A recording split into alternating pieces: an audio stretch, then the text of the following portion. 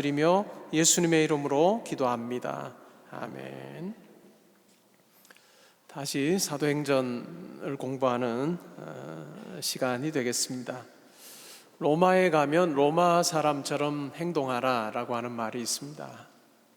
이 말이 어떤 사건에서 유래되었을까 사전을 찾아보았더니 주후 4세기 후반에 한 사건에서 유래된 것이 아닌가라고 적고 있는 내용을 보았습니다. 그 당시에 유명했던 교회 지도자 중에 어거스틴이라고 하는 사람이 있습니다. 여러분들이 아마 몇 번은 들어보셨을 텐데 고백록이나 이와 같은 하나님의 도성이나 이와 같은 책으로 매우 유명한 사람이죠. 이 어거스틴이 밀란이라고 하는 도시를 방문을 했습니다. 그리고 깜짝 놀랍니다. 왜냐하면 로마에 있는 교회들은 토요일마다 금식을 합니다.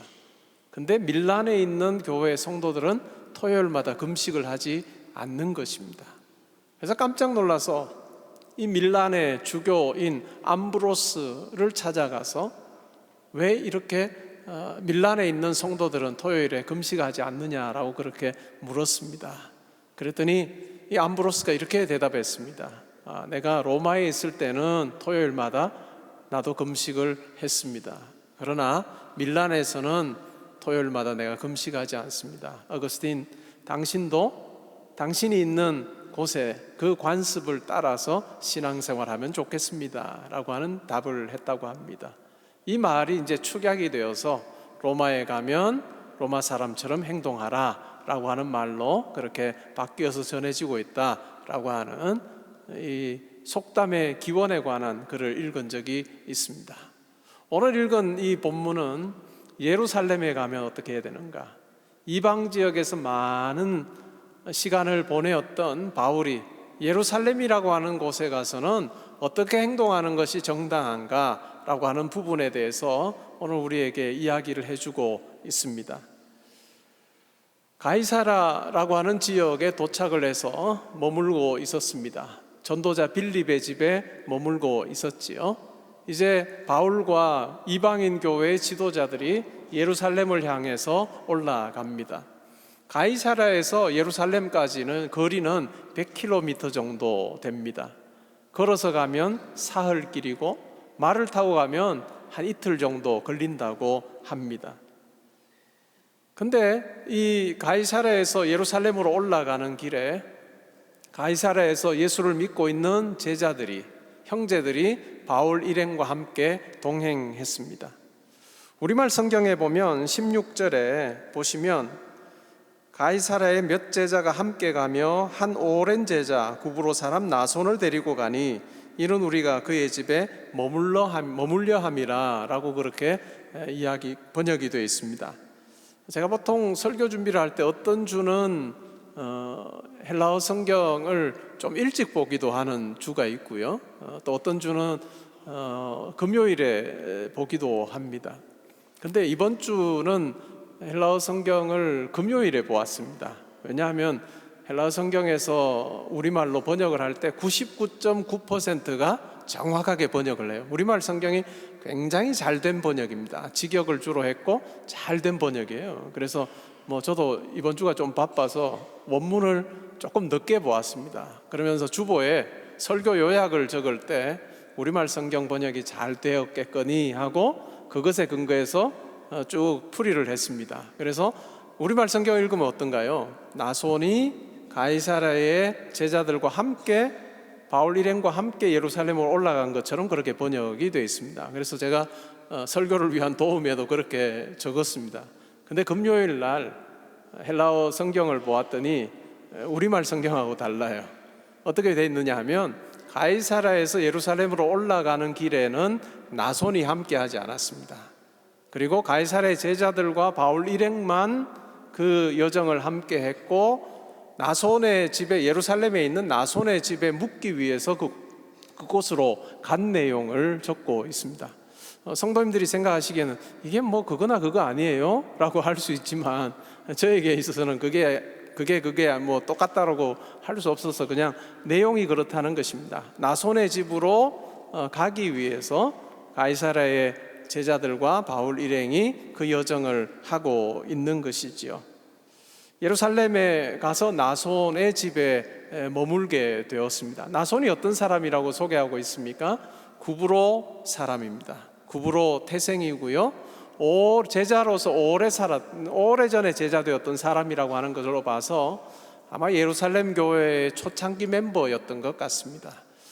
여러분, 사도행전을 우리가 쭉 살피면서 구브로 태생의 복음 전도자, 혹시 이름이 기억나는 사람이 있습니까?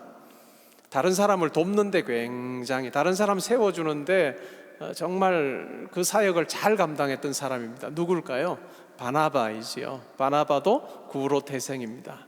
이 나손이 구브로 태생이라고 하는 것을 통해서 우리가 짐작해 볼 수 있는 것은 이 나손이 바로 헬라파 유대인 기독교인이었던 것 같습니다. 헬라파 유대인 기독교인. 그래서 바울과 이방인 교회의 여러 지도자들을 자기 집에 머물 수 있도록 그렇게 하고 환대했던 것이지요.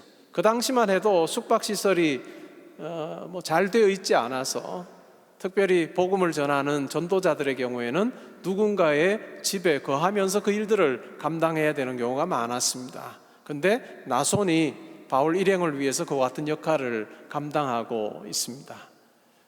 신약 성경 속에 나손의 이름이 등장하는 것은 딱 한 번인데 여기에요. 지난 2000년 동안 나손의 이름이 바울을 환대한 그 경건의 실천을 한 사람으로 기록되어 있고, 또한 교회 역사 속에 나손이라고 하는 이름이 그것으로 계속해서 많은 사람들의 입에서 입으로 계속 전해지고 있는 그 영광이 있습니다. 우리의 삶에서도 마찬가지겠죠. 하나님 나라의 중요한 일에 나의 이름이 하나님 보시기에 존귀하게 기록되어지고 또한 여겨지는 것, 그것은 참 귀한 것 같습니다. 우리에게 허락하신 이 땅에서의 삶에서 하나님 나라의 그 귀한 일들에 내 이름이 기록되게 해주십시오라고 하는 그 같은 소원함 가지고 우리가 신앙생활하면 좋겠습니다. 기꺼이 영접했습니다. 그리고 이튿날이 되었습니다. 우리가 라고 하는 이 말을 통해서 누가가 함께 동행했구나 라고 하는 것을 우리가 생각해 볼 수 있습니다. 바울과 누가와 그리고 이방인 교회의 많은 대표들과 함께 이튿날 예루살렘 교회의 지도자들을 만납니다. 그 당시에 예루살렘 교회의 지도자는 누구였을까요? 야고보입니다. 예수님의 동생 야고보이지요. 그리고 다른 사도들은 그 당시에는 예루살렘에 있지 않았던 것 같습니다. 아마 여러 가지 이유로 그랬을 것입니다. 예루살렘에 있게 될 때 또 핍박을 받을 수도 있고 체포될 수도 있어서 다른 지역에 있었을 수도 있고, 주된 이유는 아마 복음을 전하는 그 일을 감당하기 위해서 예루살렘 밖에 다른 사도들이 있었던 것 같습니다.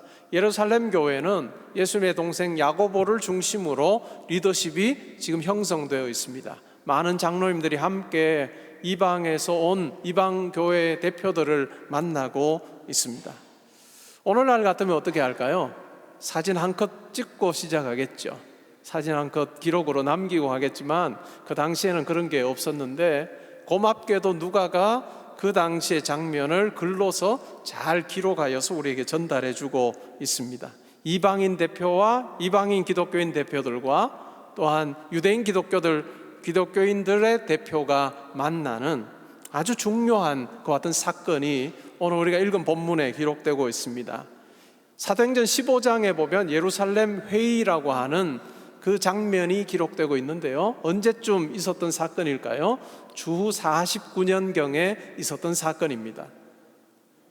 그리고 나서 8년 내지 9년이 흐른 지금 유대인 기독교인들 대표와 이방인 기독교인들 대표가 만나고 있습니다. 그러니까 지금 이 시간적인 배경은 주 57년 혹은 58년 정도 된다고 볼 수 있습니다.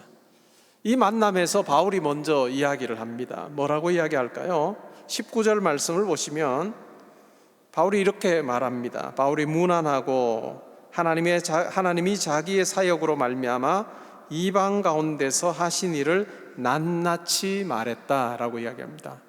바울의 이 선교 보고의 주어가 뭘까요? 하나님이입니다. 하나님께서 하신 일을 낱낱이 고하고 있습니다. 그리고 자기는 뭘까요? 자기의 사역으로 말미암아라고 하는 것으로 인해서 하나님의 그 일에 바울은 도구가 되고 쓰임 받았다라고 그렇게 이야기하고 있지요. 이것이 성도의 삶을 묘사하는 방식이라고 할 수 있습니다. 성도의 삶을 묘사하는 방식.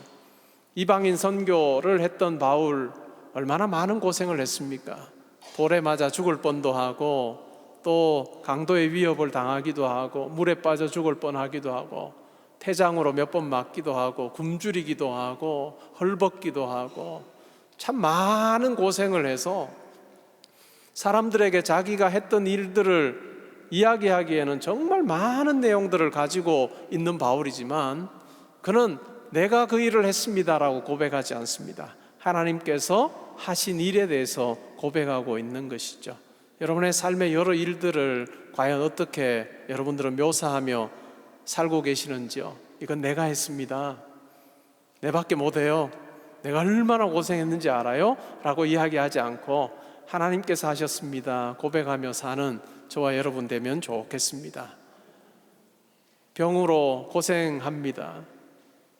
또 의사 선생님 만나서 처방하는 대로, 또 진료하면서 이렇게 하라고 당부하는 대로 우리가 잘 따라서 나았다고 치죠. 그러면 성도는 그분의 자기를 잘 돌보아준 의사 선생님에게도 고맙다 하지만 더 고마움은 누구에게 있을까요? 하나님께 있습니다. 하나님, 제 병을 고쳐주셔서 감사합니다 하는 그 근본적인 고백이 우리 가운데 있는 것이지요. 우리 교회에서 한 5년 함께 신앙생활하고 사역을 했던 이건수 목사님이 작년 12월에 서울에 있는 다른 교회 이제 담임으로 청빙을 받아서 갔습니다. 남아공에서 한 6년 정도 또 신학 석사 박사 과정을 공부하느라 다른 재정적으로 자기가 준비할 기회가 없었죠. 그래서 박사학위를 받으면서 우리 교회에 와서 전임 사역을 시작했습니다. 우리 교회는 사택을 제공하기 때문에 집 걱정 없이 한 5년을 잘 지낸 거예요. 근데 청빙받아 가는 그 교회는 넉넉한 교회가 아닙니다. 한 150명 정도 성도님들이 출석하는 교회인데, 그래서 목사님이 집을 좀 알아보시면 좋겠습니다 하고 이야기를 했나 봐요. 그러니까 걱정이 되지 않겠어요? 수중에는 아무런 돈도 없는데. 그래서 기도의 제목으로 사모 모임이나 또 교역자들에게도 부탁을 했습니다. 같이 기도했습니다. 근데 해결이 됐다고 이야기를 들었어요. 어떻게 해결됐는가 들어보았더니 이건수 목사님의 아버지가 어떻게 해서 집을 마련해 주었다라고 하는 이야기를 들었습니다. 우리 교회도 꽤 오랫동안 출석을 하셨는데 젊어서는 신앙생활을 안 하셨던 분이에요. 이 목사님의 아버지가.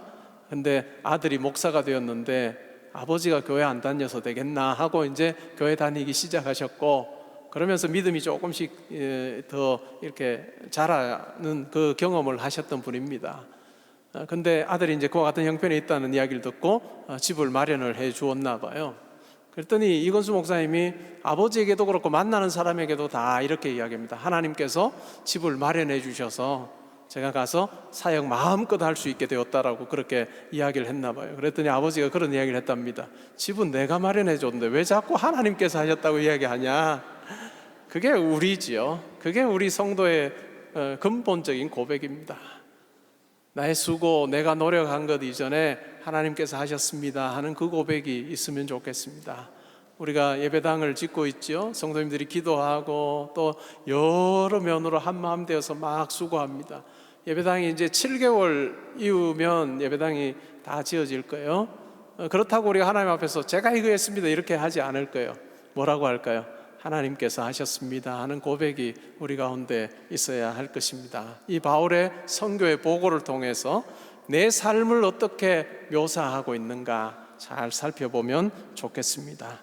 이 바울의 보고를 듣고 어떻게 됐대요? 하나님께 영광을 돌립니다. 하나님께 영광을 돌리고요. 그 다음은 예루살렘 교회 지도자들이 바울과 이방인 교회 대표들에게 이야기를 합니다. 미국 사람이나 영국 사람을 만나서 이야기를 하다 보면 꼭 그런 이야기를 합니다. 만약에 두 가지 내용이 있어요. 전달해야 되는 내용이 두 가지입니다. 하나는 좋은 소식이고 다른 하나는 좋지 못한 소식이면 꼭 이렇게 물어요. 내가 이야기해 줄 게 있는 두 가지가 있는데 하나는 좋은 거고 하나는 좋지 않은 거예요. 뭐부터 듣기 원하니? 이렇게 보통 물어요. 바울에게도 딱 그 상황인 것 같아요. 바울에게 이야기해 줘야 되는 것이 두 가지인데 하나는 좋은 것이고 하나는 좋지 않은 거예요. 뭐부터 이야기해 줄까요? 라고 하는 말을 했다고 한다면 바울은 아마 좋은 소식부터 들려주세요 라고 이야기했을 가능성이 큽니다. 20절에 보시면 바울에게 좋은 소식에 대해서 이야기합니다. 그들이 듣고 하나님께 영광을 돌리고 바울더러 이르되 형제여 그대도 보는 바에 유대인 중에 믿는 자 수만 명이 있으니 다 율법의 열성을 가진 자라 라고 그렇게 이야기를 합니다. 좋은 소식입니다. 많은 유대인들이 예수를 믿게 된 것은 참 좋은 소식이고 예루살렘과 유대에 예수 믿는 자가 많아진 것은 참 좋은 소식이라고 할 수 있습니다. 바울을 통해서 하나님께서는 이방 지역에 예수 믿는 자들을 많아지게 하셨다면 이 유대와 예루살렘에서는 남아있는 사도들을 통해서 또한 예수님의 동생 야고보와 장로님들을 통해서 유대인들이 주님께로 돌아오게 하시는 귀한 역사를 이루셨다라고 이야기를 하고 있습니다. 좋은 이야기죠. 그런데 우리말 번역에는 수만 명이라고 되어 있습니다. 그런데 영어 성경을 여러분 보시면 대부분의 영어 성경은 수천 명이라고 그렇게 번역을 해놓았습니다. 원문을 보니까 애매합니다. 이렇게도 번역할 수 있고 저렇게도 번역할 수 있는 단어인데요. 우리말은 어쨌든 수만 명으로 번역을 했습니다. 사도행전에 보면 베드로가 설교를 했을 때 그 설교를 듣고 들은 유대인들이 마음에 찔려서 회개하고 예수를 믿게 된 장면들에 대해서 몇 장면 이야기를 합니다. 그래서 어떤 경우는 회개하고 믿게 된 사람 수가 5,000명이었더라 3,000명이었더라 그리고 또 어떤 때는 그 수를 세기가 그러니까 남녀의 허다무리더라 이렇게 적고 있는 구절들이 있습니다. 그것만 보아도 예루살렘 교회에서 많은 사람들이 예수를 믿게 된 것 같습니다. 어떤 면에서 목사들이 이 구절을 읽을 때마다 굉장히 마음이 불편한, 설교를 열심히 잘해도 한 명도 예수 믿고 회개하여 돌이켜서 예수 믿었다 이거 매번 일어나기 어려운데 베드로의 경우에는 3,000명이 5,000명이 허다 무리가 이러면 그 구절 읽을 때마다 주여 저는 무엇입니까? 보통 그렇게 묻곤 하죠. 어쨌든 성령의 강권적인 역사가 있어서 예루살렘 교회의 수가 많아졌습니다. 물론 스데반의 일로 인한 박해로 인해서 흩어졌지만 다시 돌아온 사람들도 있었을 것이고 또 예수를 믿는 많은 사람들이 생겨나게 되었다라고 하는 것은 좋은 소식입니다. 이어서 이제 나쁜 소식에 대해서 이야기를 하죠. 21절에 이야기를 합니다. 내가 이방에 있는 모든 유대인을 가르치되 모세를 배반하고 이들을 아들들에게 할례를 행하지 말고 또 관습을 지키지 말라 한 다음을 그들이 들었다라고 하는 나쁜 소식에 대해서도 이야기합니다. 예루살렘 안에 있는 유대인 기독교인들 중에 어떤 자들이 바울을 오해하고 있음에 대해서 이야기를 하고 있는 것입니다. 실제로 바울이 그렇게 가르쳤을까요? 이방 지역에 살고 있는 유대인들에게 모세를 배반하고 아들들에게 할례를 행하지 말고 율법 지키지 않아도 된다라고 이야기한 적은 없습니다. 어떤 경우를 통해서 우리가 확인해 볼 수 있을까요? 어머니는 유대인이고 아버지는 헬라인인 바울의 동역자 한 사람이 있습니다. 누굴까요? 디모데죠. 근데 바울이 디모데에게는 할례를 행합니다. 할례를 행했던 이유가 뭘까요? 그 지역에 있는 많은 유대인들이 예수 믿으면 율법 다 버리는 거구나 라고 하는 오해를 하지 않도록 유대인들의 마음을 얻기 위해서 이 디모데에게는 할례를 행했던 그와 같은 사건을 우리가 기억하고 있습니다. 이방 지역에 있는 유대인에게 당신들 할례 할 필요 없습니다. 그리고 율법 지킬 필요 없습니다. 모세 배반해도 됩니다 라고 한 적은 없습니다. 그런데 예루살렘에 있는 유대인 기독교인들이 오해하고 있는 것이죠. 왜 오해하게 됐을까라고 하는 부분을 생각을 해보면 주후 50년 중반에 예루살렘과 유대는 유대 민족주의가 굉장히 강하게 형성되었던 시기라 할 수 있습니다. 네로 황제가 등극하게 되었고요. 또 벨릭스라고 하는 총독이 유대 총독으로 와서 다스리게 되었습니다. 이 벨릭스라고 하는 사람은 여러분들이 몇 번 들어서 알고 계시는 글라우디오 황제의 어머니의 노예였습니다. 근데 그가 자유인이 되게 되고 결국은 이 유대 총독이라고 하는 이 높은 자리에까지 발탁이 된 사람이죠. 그러니까 보통 사람은 아닙니다.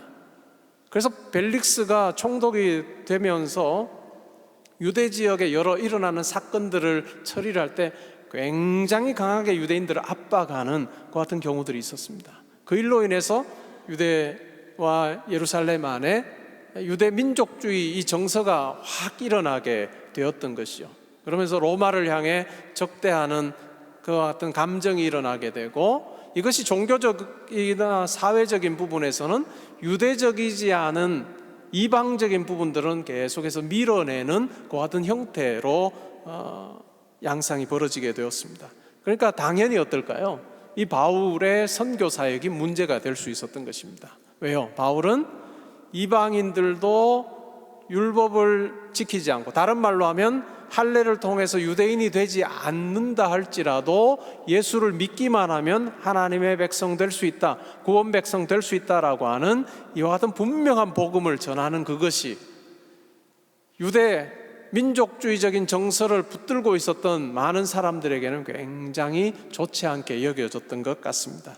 그러니까 바울의 사역을 오해할 만한, 그들 나름의 어떤 이 렌즈를 그들이 가지고 있었다고 볼 수 있습니다.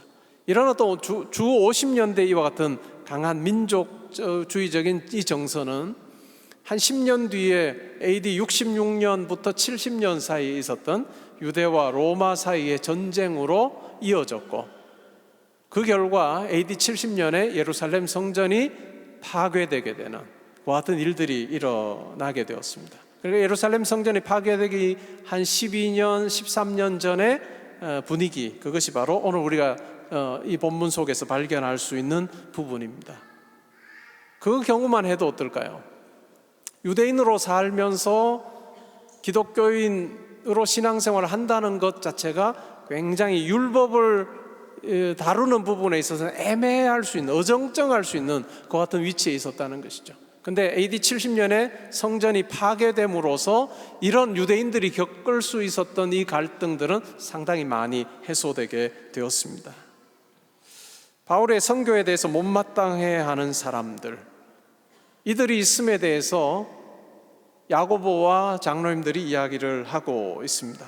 22절에 보시면 이러하죠. 그러면 어찌할꼬? 그들이 필연 그대가 온 것을 들으리니. 바울이 온 것을 들을 것인데, 그러면 그들이 바울 당신을 그냥 내버려 두려고 하지 않을 것이다 라고 하는 이야기입니다. 그러면서 제안을 합니다.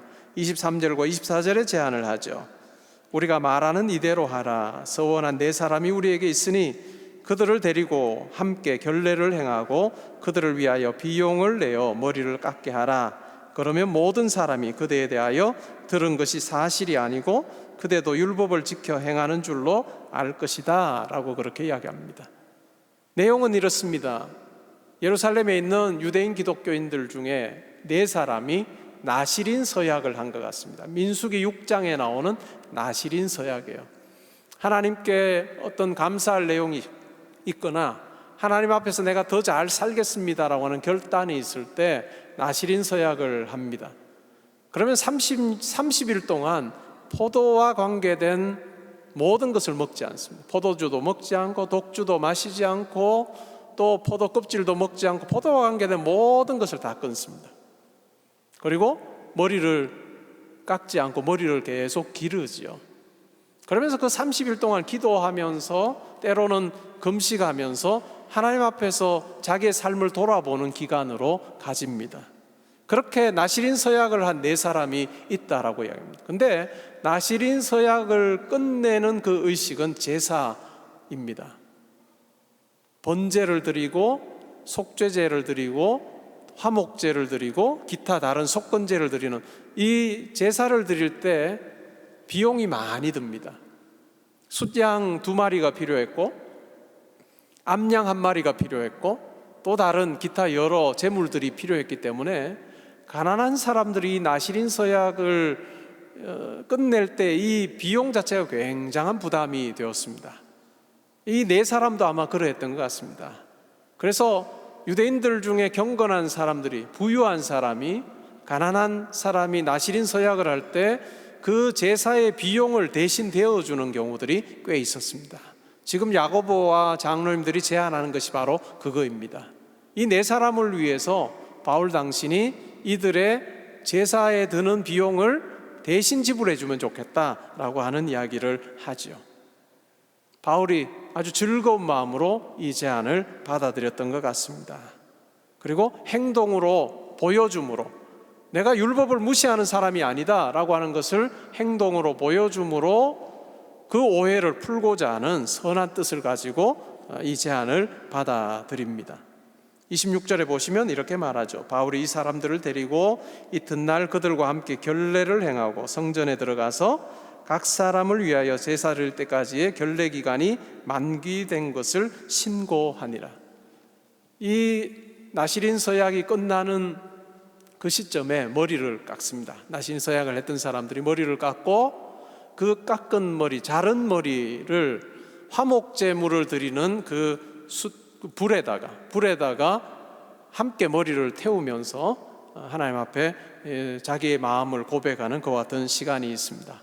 그래서 이와 같은 결례를 행하는데 바울이 동참했다라고 이야기합니다.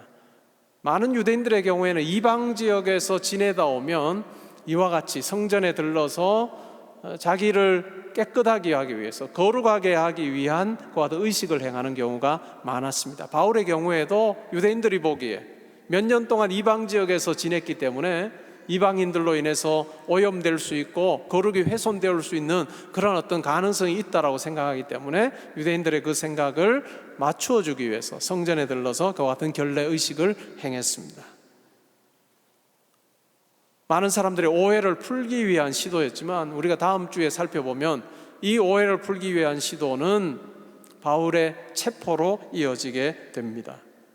오늘 이 제안을 받아들이는 것이 옳은 것인가 옳지 않은 것인가에 대해서 학자들의 의견이 분분합니다. 이 부분을 설교했던 많은 국내외의 많은 목사님들의 입장도 의견이 갈립니다. 하나의 입장은 이렇습니다. 복음의 본질을 잃어버리는 행동을 했다라고 비난하는 것입니다. 바울이 율법과 상관없이 예수 그리스도를 믿음으로 구원받을 수 있다라고 하는 그 분명한 복음을 증거했으나 예루살렘에 와서는 이 복음의 본질을 훼손하고 적당히 타협하고자 하는 그와 같은 시도를 했기 때문에 오히려 그 시도가 그가 체포되는 결과를 가져주었다라고 그렇게 이야기를 합니다. 또 다른 입장은 바울이 복음을 위해서 그들의 제안을 받아들였다라고 하는 입장입니다. 저의 경우에는 두 번째 입장을 따릅니다. 바울이 자기의 복음의 어떤 본질을 내려놓고 적당히 절충하고 타협하면서 본질에서 벗어나게 된 사건이 아니라 예루살렘에 있는 자기를 오해하는 유대인들의 오해를 풀어주고 또한 잠재적으로 기독교인이 될 수 있는 많은 유대인들의 오해를 불러일으키지 않도록 하기 위해서 그는 그 당시 예루살렘 교회 지도자들이 제안했던 그것을 받아들이고 그대로 행했던 것 같습니다. 이것은 지극히 바울의 선교 사역에 보면 일관된 모습입니다. 고린도전서 9장 19절에서 23절에 보면 바울이 이렇게 이야기하죠. 내가 누군가에게 매여 있지 않은 자이나 그러나 나는 모든 사람에게 종처럼 매여 있는 자처럼 행동한다. 유대인에게는 유대인처럼 되고 율법이 있는 그들에게는 내가 율법으로부터 자유롭지만 율법의 매인 자처럼 내가 행동하고, 바로 그 예가 바로 오늘 본문의 예죠. 그리고 이방인들에게는 내가 그리스도의 법에 매여 있는 자이나 율법 아래 있지 아니하는 자처럼 다가가서 어찌하였든지 그 사람들 중에 몇 사람이라도 더 복음으로 얻고자 하는 그 마음이 나에게 있다라고 바울이 이야기를 하고 있습니다. 그 바울의 원칙이 이 예루살렘에서도 그대로 적용되고 있습니다. 이방인 지역에서는 이방인, 유대인 지역에서는 유대인을 얻고자 하는 그와 같은 시도, 그것이 바로 오늘 본문에 고스란히 잘 드러나 있습니다. 우리 이 땅에서의 삶에서 신앙인으로 살 때 이 바울의 이 모습이 우리에게도 필요한 것 같습니다. 신앙생활 하면서 하나님께서 나에게 얼마나 복을 많이 주실까, 내가 얼마나 풍성하게 잘 살 수 있을까라고 하는 것이 우리의 일차적인 관심이 아니라 하나님을 내가 먼저 알게 되고 예수를 믿게 된 내가 어떻게 하면 아직까지도 예수를 알지 못하는 분들에게 복음 전할 수 있을까? 내 행동으로, 내 말로 예수 믿게 되는 사람들이 있기를 원합니다 라고 하는 그 간절한 소원함이 우리 가운데 있어야 할 것입니다. 말씀을 맺습니다. 요약해 볼까요? 첫 번째는 하나님 나라에 귀중하게 언급되고 있는 나손처럼 우리의 이름도 하나님 나라의 일에 존귀하게 사용되면 좋겠습니다. 두 번째는 바울이 보고하는 것처럼 하나님께서 하신 일에 대해서 우리의 삶을 쭉 살펴보며 누구에게 이야기할 때 내가 이 일 했습니다 하고 어깨에 뽕 넣고 이렇게 하지 말고 하나님께서 하셨습니다 라고 하는 겸손함이 우리 가운데 있으면 좋겠습니다. 세 번째는 바울에게서 볼 수 있는 한 사람이라도 더 구원하기 위해서 마치 그의 종인 것처럼 낮아져서 그들을 섬기는 그와 같은 모습이 우리 가운데 있게 될 때 하나님 보시기에 우리의 삶이 소중한 것으로 여겨지리라 믿습니다. 우리가 그렇게 살다가 하나님께서 오라 하시는 그날 하나님 앞에서 다 칭찬 듣는 저와 여러분 되기를 주님의 이름으로 축복합니다. 자, 기도하겠습니다. 하나님